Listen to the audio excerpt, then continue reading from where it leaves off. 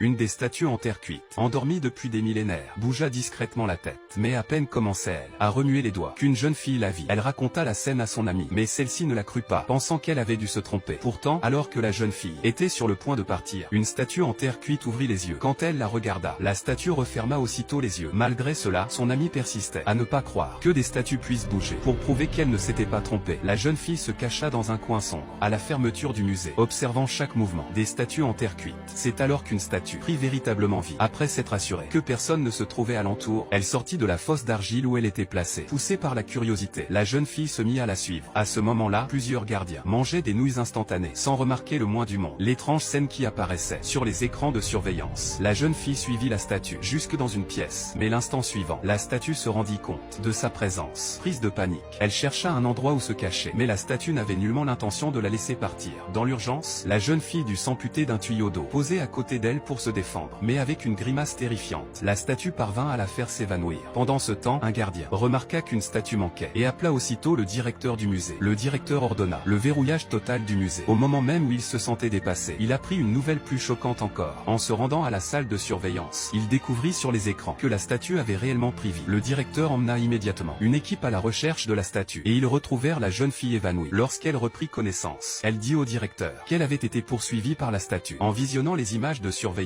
le directeur découvrit, à sa grande surprise, que la statue était sensible à la douleur. Ils n'eurent d'autre choix que d'admettre qu'il existait réellement des statues en terre cuite vivantes. Face à une situation de plus en plus étrange, le directeur prit alors une décision importante.